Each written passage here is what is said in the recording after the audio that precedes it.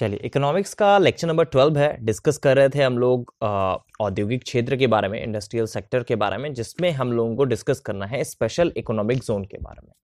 Special economic zone होता क्या है, किस तरह से कार्य करता है, इन सब चीज़ों के बारे में हम लोग डिस्कस करेंगे। तो भारत जो है एशिया में उन देशों में एक था जिसमें आपका निर्यात संवर्धन में, निर्यात जो प्रसंस्करण क्षेत्र है, मतलब एक्सपोर्ट प्रोसेसिंग जोन, इसकी भूमिका को सबसे पहले स्वीकार किया गया। और 1965 की बात है जब एशिया का पहला निर्यात प्रसंस्करण क्षेत्र मतलब एक्सपोर्ट प्रोसेसिंग जोन ये आपका कांडला में स्थापित किया गया। विशेष आर्थिक क्षेत्र ऐसे भौगोलिक क्षेत्र होते हैं जहां देश के अन्य क्षेत्रों की अपेक्षा आर्थिक कानून अधिक उदार होते हैं। विशेष आर्थिक क्षेत्र एक एकीकृत औद्योगिक क्षेत्र होता है जिसमें आपका पूर्ण विकसित आधारिक संरचना जो है वो मौजूद होती है। तो इसमें जो सबसे महत्वपूर्ण बात होती है वो ये कि विशेष आर्थिक क्षेत्र मतलब स्पेशल इकोनॉमिक जोन ऐसे क्षेत्र होते हैं, ऐसे भौगोलिक क्षेत्र होते हैं जहां देश के अन्य क्षेत्रों की अपेक्षा आर्थिक कानून अधिक उदार होते हैं। मतलब वहां पे जो आर्थिक कानून होते हैं वो और क्षेत्रों की अपेक्षा नॉर्मल होते हैं, या फिर बोल सकते हैं कि लोगों के लिए इजी होते हैं। भारत में जो औद्योगिकरण की नीति है उसको तीव्र करने और विदेशी निवेश को प्रोत्साहित करने के उद्देश्य से अप्रैल 2000 में विशेष आर्थिक नीति की घोषणा की गई। इस नीति का जो उद्देश्य था विशेष आर्थिक क्षेत्रों को विकास का इंजन बनाना था, और इस योजना के तहत सभी विद्यमान निर्यात जो प्रसंस्करण क्षेत्र हैं ईपीजेड, इसको विशेष आर्थिक क्षेत्रों में परिवर्तित कर दिया गया। विशेष आर्थिक क्षेत्र नीति को प्रभावी बनाने के उद्देश्य से सरकार ने विशेष आर्थिक क्षेत्र अधिनियम 2005 पारित किया। यह अधिनियम जो था फरवरी 2006 से लागू किया गया।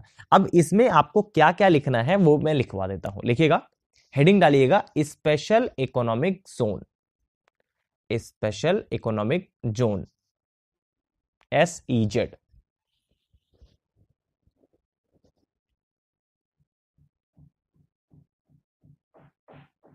विशेष आर्थिक क्षेत्र, लिखिएगा, विशेष आर्थिक क्षेत्र ऐसे भौगोलिक क्षेत्र होते हैं, विशेष आर्थिक क्षेत्र ऐसे भौगोलिक क्षेत्र होते हैं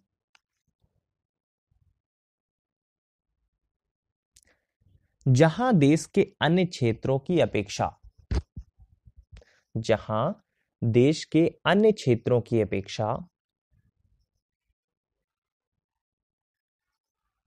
आर्थिक कानून अधिक उदार होते हैं, आर्थिक कानून अधिक उदार होते हैं।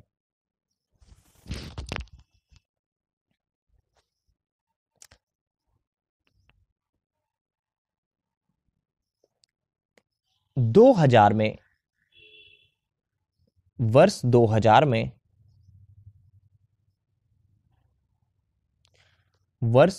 में विशेष आर्थिक नीति की घोषणा की गई।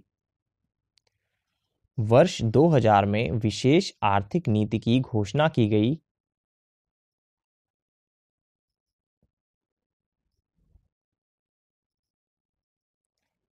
(2005) में यह अधिनियम पारित किया गया। 2005 में यह अधिनियम पारित किया गया।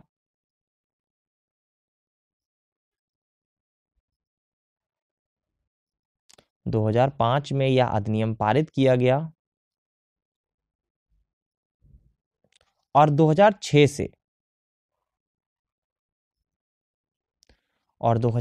से यह पूरी तरह से लागू कर दिया गया, और 2006 से यह पूरी तरह से लागू कर दिया गया।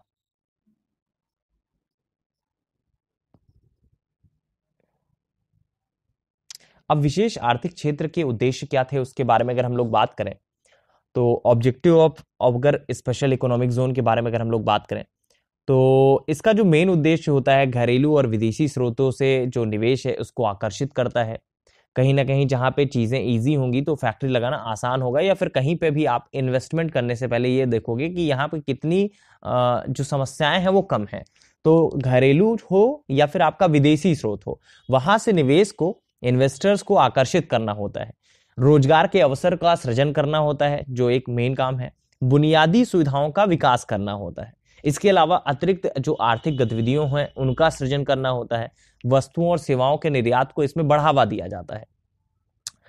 अब इसी में मतलब विशेष आर्थिक क्षेत्र के मुख्य उद्देश्यों में अगर हम लोग एक्सपोर्ट प्रोसेसिंग जोन के बारे में बात करें, निर्यात प्रसंस्करण क्षेत्र एग्जैक्टली क्या है, तो निर्यात प्रसंस्करण क्षेत्र भी नॉर्मली आपका विशेष आर्थिक क्षेत्र के समान ही होते हैं। ये आपका निर्यात प्रसंस्करण क्षेत्रों में भी समानता आर्थिक कानून जो है देश के सामान्य आर्थिक कानूनों की अपेक्षा अधिक उदार होते हैं। लेकिन निर्यात प्रसंस्करण क्षेत्र का पूर्णतया उत्पादन जो है निर्यात किया जाता है। निर्यात प्रसंस्करण क्षेत्र के उद्योगों का जो मुख्य उद्देश्य होता है निर्यात करने हेतु वस्तुओं का उत्पादन करना होता है। निर्यात प्रसंस्करण क्षेत्र का जो भौगोलिक और वाणिज्यिक दायरा है वो आपका विशेष आर्थिक क्षेत्रों की तुलना में कम होता है। अब विनिवेश के बारे में अगर हम लोग बात करें तो विनिवेश जो है वह प्रक्रिया है जिसके द्वारा सार्वजनिक क्षेत्र के उद्यमों में अपनी हिस्सेदारी का विक्रय जो है निजी क्षेत्रों को या फिर आम जनता को किया जाता है। विनिवेश विभाग की जो स्थापना हुई थी वो दिसंबर 1999 में हुई थी, 1999 में थे, एक अलग विभाग के रूप में की गई थी और दिसंबर 2001 की बात है, इसका नाम बदलकर विनिवेश मंत्रालय कर दिया गया। 27 मार्च या फिर 27 मई 2004 से विनिवेश विभाग जो है वित्त मंत्रालय के अधीन एक विभाग था और 14 अप्रैल 2016 से विनिवेश विभाग का नाम बदलकर निवेश और लोक परिसंपत्ति प्रबंधन विभाग कर दिया गया। तो ये रहा आपका विशेष आर्थिक क्षेत्र के जो मुख्य उद्देश्य थे, जिनका जो मुख्य उद्देश्य था वो लगभग से आपको इसी तरह से लिखने को आएगा कि क्या क्या इसके मुख्य उद्देश्य होते हैं विशेष आर्थिक क्षेत्र के। तो ऑब्वियस सी बात है घरेलू और जो विदेशी स्रोत हैं इनसे निवेश को आकर्षित करना एक इसका मुख्य उद्देश्य हो सकता है। इससे रोजगार के अवसरों का सृजन होता है। जो विशेष आर्थिक क्षेत्र का किसी क्षेत्र को अगर आगे बढ़ाना है तो रोजगार के सृजन के अवसर जो हैं वो आपको बढ़ाने ही पड़ेंगे। वस्तुओं और सेवाओं के निर्यात को वहां पे बढ़ावा मिल जाएगा।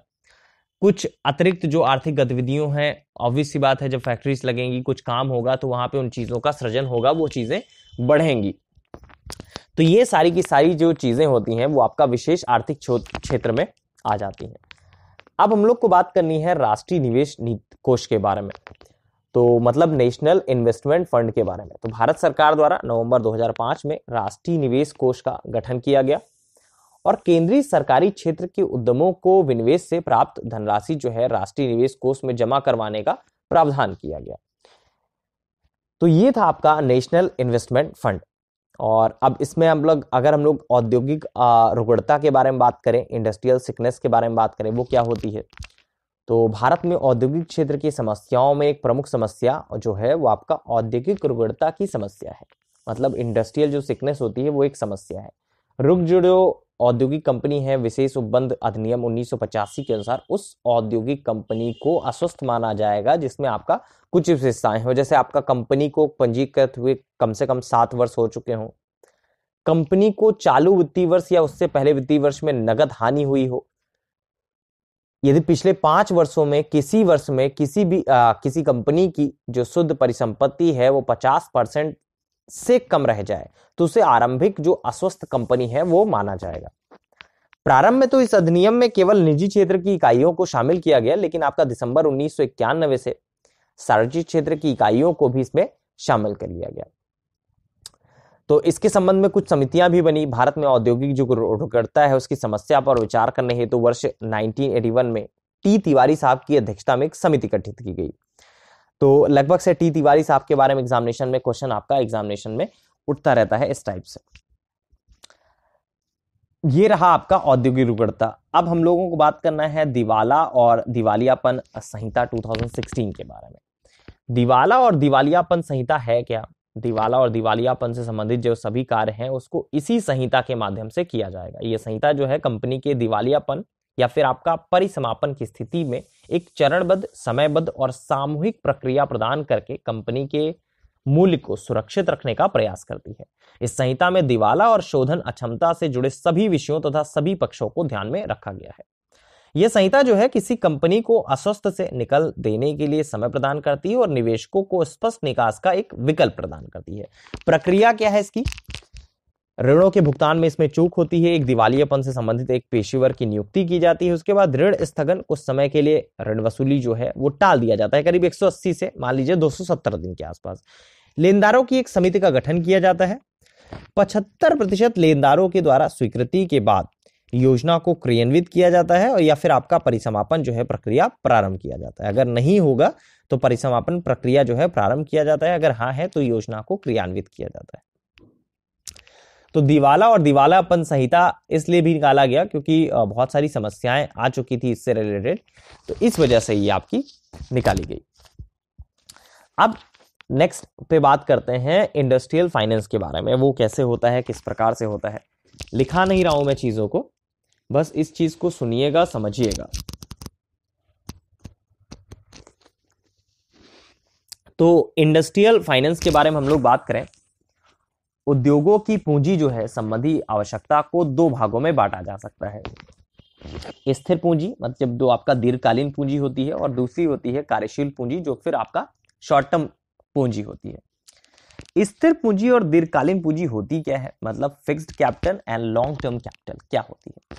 किसी नए उद्योग के प्रारंभ में भूमि, भवन, मशीनों, औजार, फर्नीचर आदि स्थायी जो परिसंपत्तियां हैं वो क्रय करने के लिए आवश्यक पूंजी को दीर्घकालीन पूंजी कहते हैं। और वहीं पे अगर कार्यशील पूंजी की बात की जाए और अल्पकालीन पूंजी की बात की जाए, तो उसके बारे में अगर हम लोग बात करें working capital and short term capital के बारे में, तो किसी उद्योग के दिन प्रतिदिन की आवश्यकता को पूरी करने, कच्चा माल खरीदने, मजदूरी का भुगतान करने और अन्य जो प्रशासनिक कार्य हैं उनको पूरा करने के लिए आवश्यक पूंजी को अल्पकालिक पूंजी कहते हैं। इंडस्ट्रियल फाइनेंस में दो प्रकार की पूंजी के बारे में मैंने बताया, एक तो दीर्घकालीन पूंजी हो गई, एक अल्पकालीन पूंजी हो गई। फिक्स्ड कैपिटल और लॉन्ग टर्म कैपिटल के बारे में आप लोगों ने समझ लिया। इसके बाद हम लोगों ने डिस्कस किया अल्पकालिक पूंजी के बारे में। तो यहाँ पे इसके बारे में थोड़ा सा लिख जरूर लीजिएगा, लिखिएगा औद्योगिक वित्त मतलब इंडस्ट्रियल फाइनेंस, औद्योगिक वित्त या फिर इंडस्ट्रियल फाइनेंस।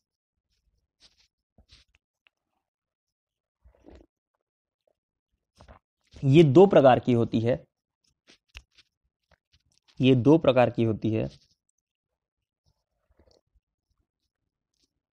सबसे पहले लिखिएगा स्थिर पूंजी, स्थिर पूंजी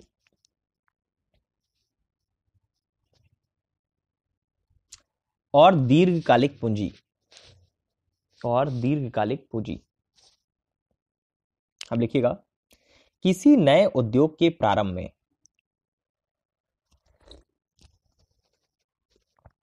किसी नए उद्योग के प्रारंभ में,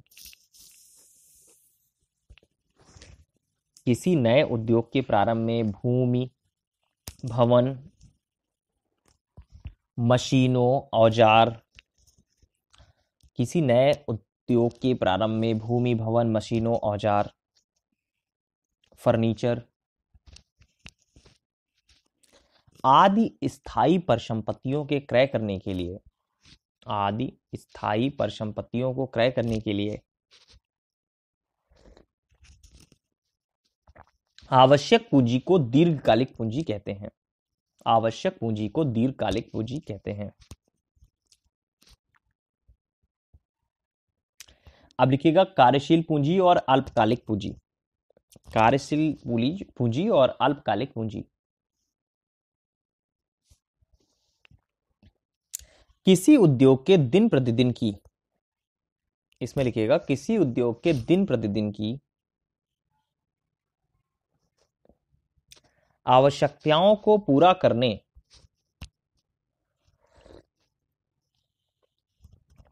आवश्यकताओं को पूरा करने, कच्चा माल खरीदने, मजदूरी का भुगतान करने, मजदूरी का भुगतान करने और अन्य प्रशासनिक कार्यों को पूरा करने के लिए, और अन्य प्रशासनिक कार्यों को पूरा करने के लिए आवश्यक पूंजी को, आवश्यक पूंजी को अल्पकालिक पूंजी कहते हैं। अल्पकालिक पूंजी कहते हैं।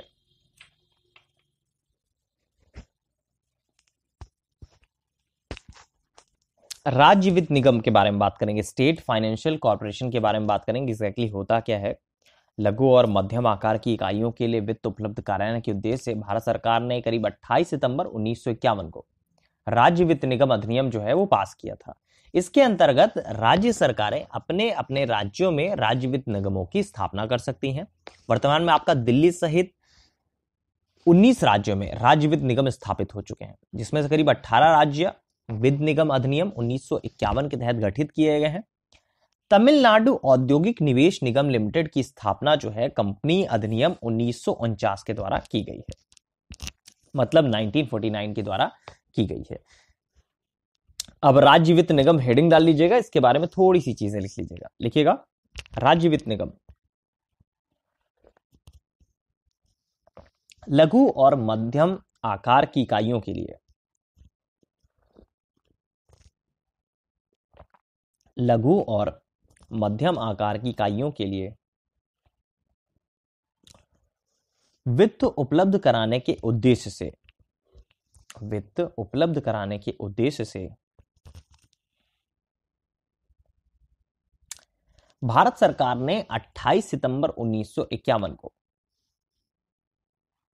भारत सरकार ने 28 सितंबर 1951 को राज्य वित्त निगम अधिनियम पास किया, राज्य वित्त अधिनियम पास किया।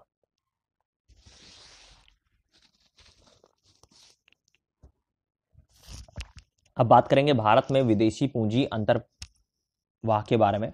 तो inflow of foreign capital in India, इसमें आपका सरकारी स्रोत क्या है, निजी क्षेत्र क्या है, प्रत्यक्ष विदेशी निवेश क्या है। तो सरकारी स्रोत क्या है, इसमें द्विपक्षीय सरकारी व्यवस्था तथा बहुउद्देशीय जो विदेशी संस्थाएं हैं सरकारी विदेशी पूंजी की आपूर्ति, ऋण, उपहार, अनुदान आदि के द्वारा करती है। और इस स्रोत में नॉर्मली आपका सरकारी तथा सार्वजनिक क्षेत्र की जो परियोजनाएं हैं उनका वित्तीयन होता है। इसी में आपका निजी क्षेत्र के बारे में अगर बात की जाए तो निजी विदेशी पूंजी निजी व्यक्तियों तथा संस्थागत जो निवेशक हैं उनसे व्यापारिक शर्त पर प्राप्त होती है।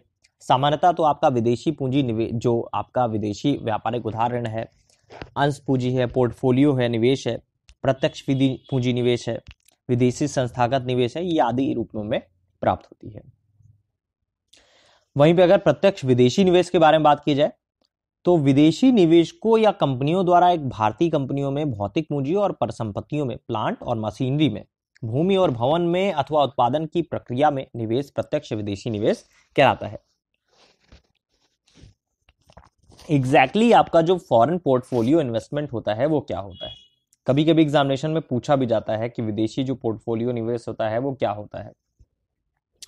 तो विदेशी पोर्टफोलियो निवेश में वित्तीय संपत्तियां जैसे आपका शेयर हो गया, ऋण पत्र हो गए, बॉन्ड हो गए आदि में किया जाता है। इस प्रकार के निवेश का मुख्य उद्देश्य जो है अधिकतम मतलब मैक्सिमम लाभ कमाना होता है। यदि कोई निवेशक किसी वित्तीय वर्ष में 10% से कम निवेश करे तो उसे विदेशी पोर्टफोलियो निवेश कहते हैं। इस हेडिंग को डाल लीजिएगा क्योंकि ये पूछा जाता है लगभग से। लिखिएगा विदेशी पोर्टफोलियो निवेश, विदेशी पोर्टफोलियो निवेश, विदेशी पोर्टफोलियो निवेश, विदेशी पोर्टफोलियो निवेश में निवेश वित्तीय संपत्तियां जैसे विदेशी पोर्टफोलियो निवेश में निवेश वित्तीय संपत्तियों जैसे शेयर, ऋण पत्र, बॉन्ड आदि में किया जाता है।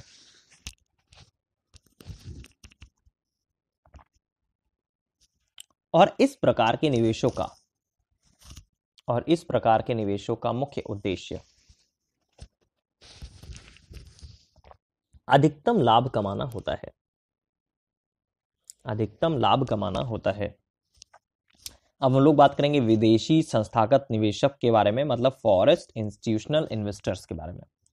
विदेशी संस्थागत निवेशक में विदेशी कंपनियों और संस्थाओं को लिया जाता है जो भारत के वित्तीय बाजार मतलब प्राथमिक बाजार और द्वितीयक बाजार में निवेश करते हैं। विदेशी संस्थागत निवेशकों को वित्तीय बाजार में भाग लेने के लिए भारतीय प्रतिभूति और विनिमय बोर्ड मतलब सेबी में पंजीकृत होना आवश्यक होता है।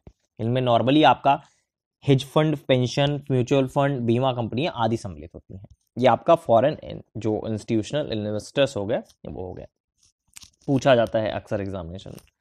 अब बात करेंगे भारत में जो औद्योगिक विकास है उसमें समस्याएं क्या क्या चली आती हैं, क्योंकि औद्योगिक क्षेत्र के बारे में ही डिस्कस कर रहे हैं तो हम लोग इंडियन से रिलेट करके ही पढ़ेंगे, इंडियन इकोनॉमी ही पढ़ेंगे, जिसमें भारत में जो औद्योगिक विकास के सामने समस्याएं हैं या फिर बाधाएं हैं क्या क्या आती हैं, अगर उनके बारे में हम लोग बात करें तो पंचवर्षीय योजनाओं के दौरान औद्योगिक विकास के लक्ष्यों और उपलब्धियों में बहुत ज्यादा अंतर होता है। उत्पादन में प्रयुक्त आपका जो कच्चे माल हैं, आधुनिक मशीनों और जो उन्नत प्रौद्योगिकी हैं उनका अभाव होता है। इसके अलावा सार्वजनिक क्षेत्र के कई उद्यमों का निराशाजनक जो निष्पादन है वो है। पूंजी और साख सुविधाओं का कहीं ना कहीं अभाव है। क्षेत्रीय जो असमानताएं हैं उसमें वृद्धि हो रही है। औद्योगिक अस्वस्थता की समस्या जो है वो लगातार बढ़ रही है, आर्थिक शक्ति का जो केंद्रीकरण है वो बढ़ रहा है। अब हम लोग बात करेंगे जीएसटी के कार्यान्वयन और उद्योग पर इसके प्रभाव के बारे में। जो जीएसटी है उसका क्या प्रभाव पड़ रहा है या फिर क्या प्रभाव है उसका। तो जीएसटी के कार्यान्वयन से जो कार्य बाधाएं हैं उनको दूर करने देश में एक साझे बाजार का निर्माण किया जा रहा है। जीएसटी के कार्यान्वयन से करों का जो प्रपाती प्रभाव है वो समाप्त हो रहा है, जिससे आपका विनिर्माण जो वस्तुएं हैं उनको उत्पादन लागत जो है वो कम हो रही हैं और जो जटिल व्यवस्था से संबंध जो लेन देन है उसकी लागतें कम हो रही हैं, कारोबार करने में आसानी हो रही है। जैसा गवर्नमेंट का मानना है, जीएसटी के आने से ये आपका पूरी तरह से सोचा जा सकता है कि असंगठित क्षेत्रों के जो उद्योग है उसमें भी काफी उसको भी कवर किया जा सकेगा। अब इसके बाद बारी आती है पेटेंट की। पेटेंट क्या होता है? शब्द सुना होगा आप लोगों ने, पेटेंट। तो जब किसी व्यक्ति द्वारा कोई एक नया आविष्कार किया जाता है तब उस आविष्कारकर्ता को उस महान कार्य के लिए दिया जाने वाला जो अनन्य अधिकार है वो आपका पेटेंट कहलाता है। पेटेंट नए आविष्कारों के संदर्भ में एक विशेष अधिकार है जो किसी नए उत्पाद के निर्माण या किसी उत्पाद के निर्माण में प्रयुक्त की जाने वाली प्रक्रिया या फिर तकनीकी के संदर्भ में प्रदान किया जाता है। किसी नए आविष्कार, वस्तु या उत्पादन की प्रक्रिया को एक बार पेटेंट अधिकार मिलने पर इसकी अवधि जो है पेटेंट दर्ज की तिथि से करीब 20 वर्षों तक के लिए होती है। भारत में आपका स्वतंत्रता के बाद 1970 में पेटेंट अधिनियम बना और इसे आपका 1972 में लागू किया गया। इस अधिनियम को 2005 में संशोधित किया गया तथा दवाओं पर भी आप जो पेटेंट है देना स्टार्ट हो गया। तो एक चीज तो समझ में आ गई होगी कि पेटेंट एग्जैक्टली होता क्या है। फिर से बता दूं, जब किसी व्यक्ति द्वारा कोई नया आविष्कार किया जाता है तब उस आविष्कारकर्ता को उस महान कार्य के लिए दिया जाने वाला जो अनन्य अधिकार है वो आपका पेटेंट कहलाता है। इसी तरह से आपका कॉपीराइट है। कॉपीराइट अधिकार के तहत किताबें, चित्रकला, मूर्तिकला, सिनेमा, संगीत, कंप्यूटर प्रोग्राम, डाटाबेस, विज्ञापन, मानचित्र और जो तकनीकी चित्रांकन है उसको सम्मिलित किया जाता है। कॉपीराइट कानूनी जो कानून लेखक हैं, कलाकार और अन्य जो निर्माताएं हैं उनको साहित्यिक और कलात्मक कार्यों और कृतियों के संदर्भ में सुरक्षा प्रदान करता है। कॉपीराइट के तहत मुख्यतः 2 प्रकार के अधिकार दिए जाते हैं। एक तो आर्थिक अधिकार दिया जाता है, इसके तहत व्यक्ति को दूसरे व्यक्ति द्वारा इसकी कृति का उपयोग करने के बदले वित्तीय पारितोषिक दिया जाता है। दूसरा होता है नैतिक अधिकार। इसके तहत आपका लेखक, रचनाकार के गैर आर्थिक हितों का संरक्षण किया जाता है। तो कॉपीराइट का मतलब होता है एक तरह से कॉपीराइट हो गया और उसके बाद उस पर एकाधिकार जो है वो कॉपीराइट कराने वाले लोग पर ही है। ट्रेडमार्क क्या होता है? बहुत बार सुना होगा आप लोगों ने ट्रेडमार्क के बारे में। तो ट्रेडमार्क एक ऐसा चिन्ह है जिसमें किसी एक उद्यम की वस्तुओं और सेवाओं को दूसरे उद्यम की वस्तुओं और सेवाओं से पृथक किया जा सकता है। ट्रेडमार्क एक शब्द या शब्दों के समूह, अक्षरों या संख्याओं के समूह के रूप में हो सकता है। ये जो चित्र है ये आपका त्रिविमी चिन्ह, अदृश्य चिन्ह, जैसे आपका संगीत में ध्वनि, सुगंध या फिर विशिष्ट प्रकार के रंग के रूप में हो सकता है। ट्रेडमार्क के द्वारा उपभोक्ता किसी वस्तु या सेवा को आसानी से पहचान सकते हैं और दूसरी वस्तु और सेवाओं के साथ आसानी से तुलना कर सकते हैं। ये रहा आपका ट्रेडमार्क। अब इंडस्ट्रियल डिजाइन क्या होती है उसके बारे में अगर हम लोग बात करें, औद्योगिक डिजाइन क्या होती है। भारत में डिजाइन अधिनियम जो है 2000 के अनुसार डिजाइन से मतलब ये होता है आकार, अनुक्रम, विन्यास, प्रारूप, अलंकरण, रेखाएं, वर्ण, इनका संगठन करना, जिसे किसी ऐसी वस्तु पर प्रयुक्त किया जाए जो या तो द्विमीय रूप से या फिर आपका त्रिमीय रूप से अथवा दोनों में हो। औद्योगिक डिजाइन बहुत सारे औद्योगिक उत्पादों और हस्त जो शिल्प उत्पाद हैं और निर्मित किए जाते हैं, जैसे घड़ियां हो गई, आभूषण हो गई, ये सारे के सारे औद्योगिक डिजाइन आ जाते हैं। फिलहाल जो कॉपीराइट होता है, पेटेंट होता है, ट्रेडमार्क होता है, इनसे जो क्वेश्चंस हैं वो बनते रहते हैं। तो चाहे पेटेंट के बारे में 2 शब्द लिख लीजिएगा, कॉपीराइट के बारे में लिख लीजिएगा और आपका ट्रेडमार्क के बारे में, तीनों चीजों के बारे में लिखा देता हूं। लिखिएगा पेटेंट। पेटेंट जब किसी वस्तु द्वारा जब किसी व्यक्ति द्वारा कोई नया आविष्कार किया जाता है, जब किसी व्यक्ति द्वारा कोई नया आविष्कार किया जाता है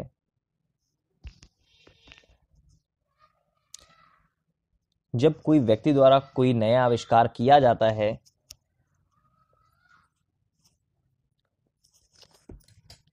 तब उस आविष्कारकर्ता को उस महान कार्य के लिए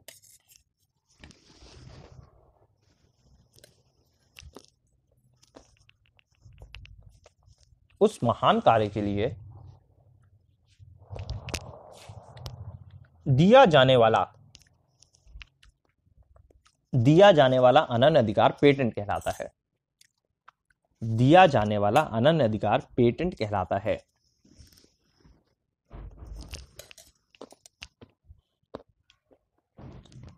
यह सामान्यतः 20 वर्षों के लिए होता है।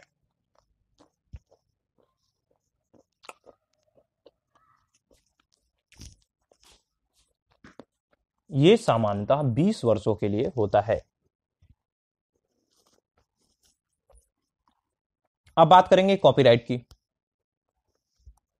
वैसे कॉपीराइट में ऐसा कुछ है नहीं जो लिखने के लिए हो। ट्रेडमार्क के बारे में बात कर लेते हैं। लिखिएगा, ट्रेडमार्क एक ऐसा चिन्ह है, ट्रेडमार्क एक ऐसा चिन्ह है जिसमें किसी उद्यम की वस्तुओं और सेवाओं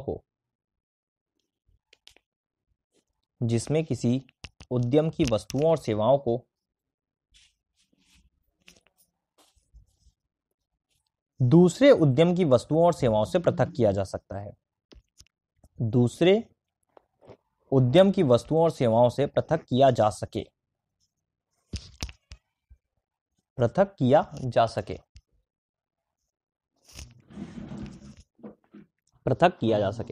चलिए फिलहाल इस लेक्चर के लिए इतना ही।